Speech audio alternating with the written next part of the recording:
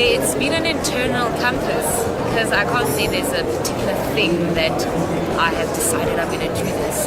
One thing that I've made an intentional decision is I'm going to be happy in whatever that I do, and I'm not going to be miserable. So if I'm stuck in a corporate job where I'm struggling to figure out where I fit in, where is this thing going, but hang on, I'm a private banker for some of the wealthiest people, and you see all these big zeros, like, why is it not in my account? So I ask myself a lot of questions, and by virtue of that drives me to certain decisions. But the one thing that I've always told myself is that I have to be happy in whatever that I do.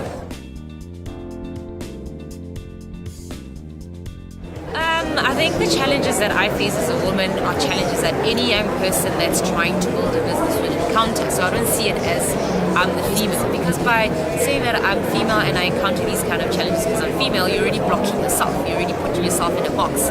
But by saying I'm a young person that's trying to fend for myself, that's trying to rise to the top, I will encounter a lot of challenges. But the one thing that I always do is I always push back. If something is coming across and I'm not happy with it, I would say I'm not happy with it because of X, Y, and Z. So it's important that you need to know what exactly it is that you want and go for it. Problems will always be there. Challenges will always be there. People that will block you will always be there. People that don't celebrate you will always be there, whether you're a male or a female. So it's important that you are clear as to what it is that you want and do whatever it takes to go for it, whatever the challenges may be. Characteristics? Well, you have to be brave. You have to be clear as to what it is that you want, and you have to go for it. And there will be a lot of people on your path that will try say, but maybe that's not a good idea. But hang on, it's my idea. I'm going to go for it. And then career-wise, I would say I've been more on the entrepreneurship trajectory, so working a lot with entrepreneurs. And we kind of defy all the codes of trying to build a career, because there's this thing of climbing the corporate ladder. We create our own ladders. We're not trying to climb something that somebody has created. So it's your ability to actually create your own ladder and say, this is where I'm starting, but this is where I see myself. And be brave. Just push back. When somebody doesn't respond to an email, call them. Send them another email. Just be persistent. Because that's how things get done. It's not going to land on your lap.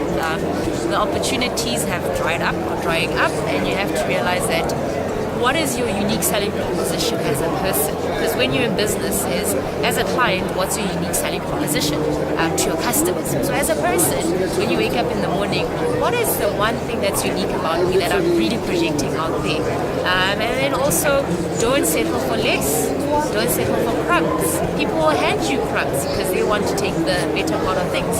Push back and just say, you know what, this is something that, this is what I want, and I'm not going to settle for less.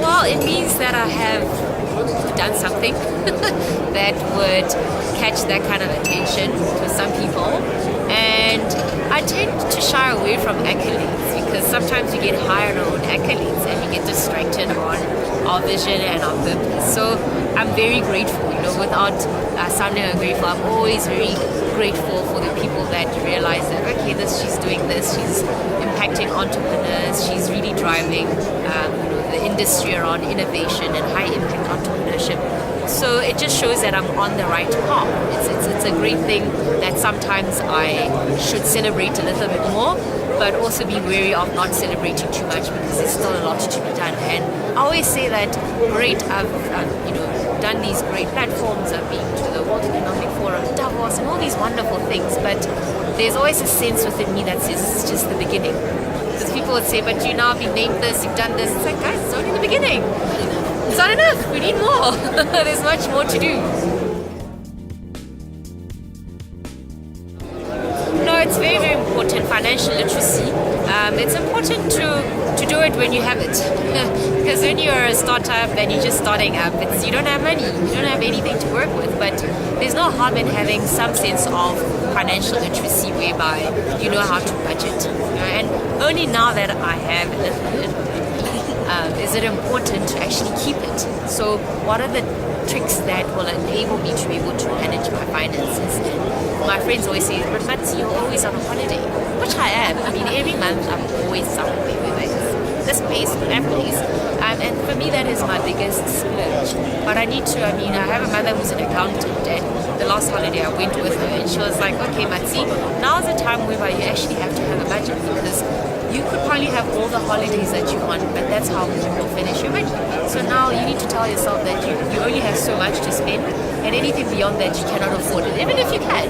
Just have your limitations and have your budgeting. So, and investing as well for rainy days, keeping some money away, because there are those times where you cannot pay yourself a salary, you cannot pay your staff a salary, you have to pay things off your credit card. Those days will come, and it's good to save. One of Warren Buffett's greatest sayings is that you must save more than you actually are spending. And it's some of the things that the more I get, the more I have to be wary of, because that's how people become, instant people that just lose money instantly.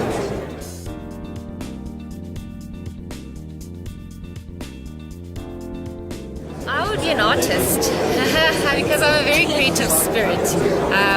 I thrive in environments that are colorful, so there's always has to be color wherever I am. Investment banking for me was terrible because it's the dark gray blue suits. Everybody needs to kind of be very monotone, otherwise nobody will take you seriously. But I think I would be somebody who's just going to paint the world with sorts of colors, and music as well. So I'd definitely be in the creative spaces.